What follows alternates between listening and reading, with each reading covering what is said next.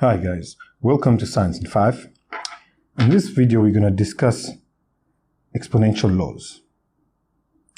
Okay, now there are 5 basic laws of exponents that we're going to talk about. You need to know how they work, guys. Okay. Law 1 says if I have x to the power of m times x to the power of n, it's equal to x to the power of m plus n. Now a simple example that I can give, if I have 5 to the power of 3 times 5 to the power of 2. If we write these two terms that are multiplying each other in expanded form, 5 to the power of 3 is simply 5 times 5 times another 5. That's what 5 to the power of 3 is. And then 5 to the power of 2 is going to be 5 times 5. So now we've got a total of how many 5s that are multiplying each other? We've got 1, 2, 3, 4, 5. So we've got 5 to the power of 5. So you can clearly see that 5 to the power 3 times 5 to the power 2, we add the exponents, we get 5 to the power 5. So these are this law works. So it's fairly straightforward. Okay. So the important thing to know with this law is that the bases are the same. Okay. So in other words, you cannot use this law and say 4 to the power 5 times 5 to the power 4, then you add the bases. Okay. This is not going to be 20 to the power of 9. That's not how you're going to do it, because the bases here are different. So you only use this law when the bases are the same. Okay.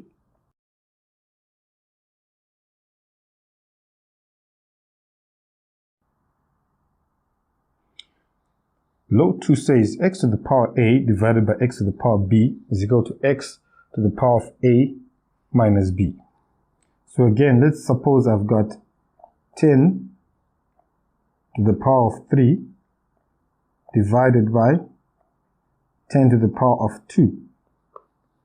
I can use a division line and expand 10 to the power 3. It's going to be 10 times 10 times another 10 divided by 10 squared, which is 10 times 10. Now I can cancel off this 10 and cancel off that 10. Cancel off that 10, I can cancel off that 10. I remain with 1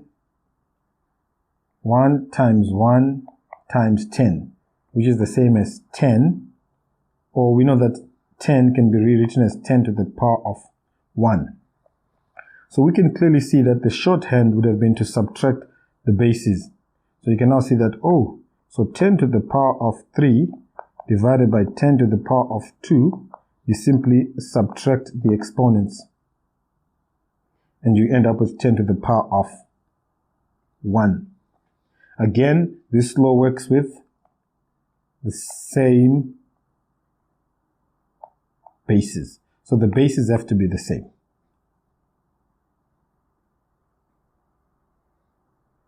Now, law 3 says if I have got a term inside, then I raise the whole term to a certain exponent. All I do is multiply the exponents out. So in other words, I distribute. I can multiply the a and the c, and I also multiply the b and the c.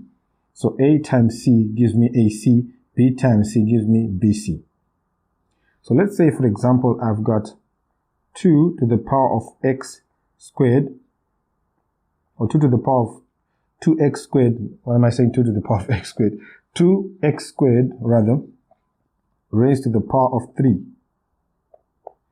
I can expand this again and say this is the same as 2x squared times another 2, x squared times another 2 of x squared. So I can multiply the 2's out. 2 times 2 times 2 gives me 8. Then I'm going to multiply the x squared times the x squared times the x squared. We now know that we've got the same base. What we simply do is to add the exponents. So it's going to be 2 plus 2 plus 2, 8x to the power of 6. I could have done this by applying the law of exponents, right? Which would have given me the same answer. So basically, in other words, this answer that we get, we can use this idea of the law 3 of the exponents, where we just say 2 to the power of 3, right? 2 to the power of 3 will give you what? 8. So the shorthand would have just said 2 to the power of 3 is 8. X squared, we multiply the exponents. 2 times 3 will give us x to the power of 6. Another way also to look at this 2, remember, is that 2 is the same as 2 to the power of 1. So we multiply the 3 and the 1. 3 times 1 will give us 2 to the power of 3, which is the same as 8. So the answer is 8x to the power of 6. Or 8x to the power of 6. Alright, so with this law, basically, you're dealing with the exponents. So make sure that you can identify the exponent on each term inside the bracket. And then when you raise it to that exponent, you multiply everything in there. Okay. Alright. So that's how this law 3 works. Now law 4 says if I have x to the power of minus a, if I have x to the power of minus a, what is it going to be? I will rewrite this as 1 over x to the power of a. Alright, the proof in this is, say for example, I've got 2 to the power of 3 divided by 2 to the power of 4. Right?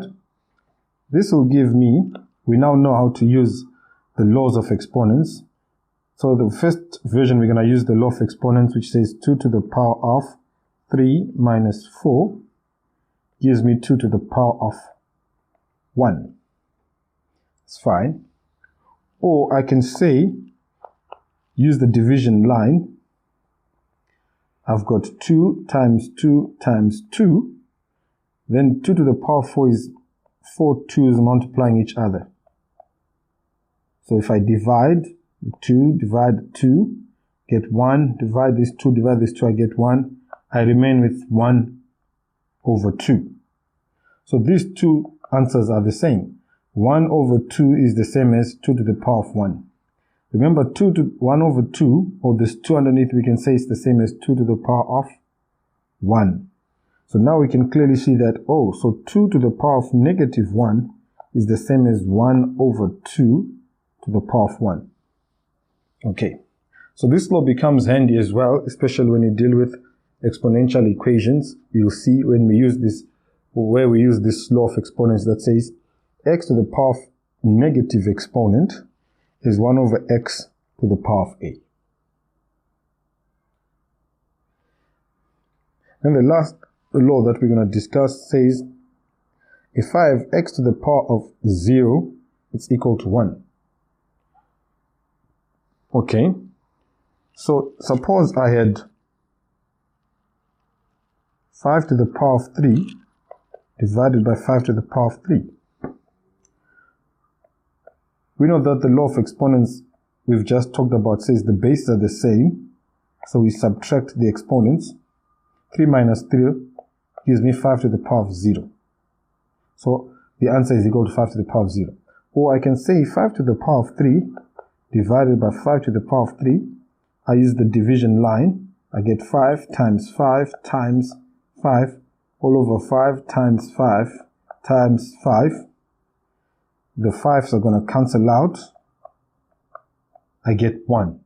So I can see that 5 to the power of 0 is equal to 1. Now this law also works even if I have a term that has got many factors, all of that raised to the power of 1. So for example, if I had 5xy, all of that raised to the power of 0, it will give me 1. Okay, so if I have a term, complex term inside, I raise all of that to the power of 0, everything there becomes 1. So, what we now need to do with these laws of exponents is be able to, when you're practicing,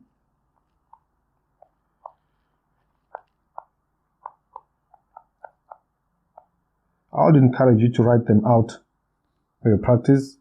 Summary of the laws. Law 1, we said if I have x to the power of a times x to the power of b, we add them up. The exponents, that is. Then the law 2 will be the opposite when we divide.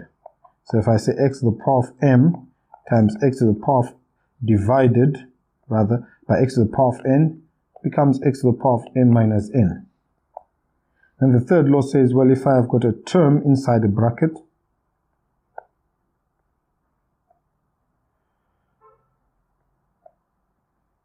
I've got x to the power of a, b to the power of c, all of that raised to the power of d.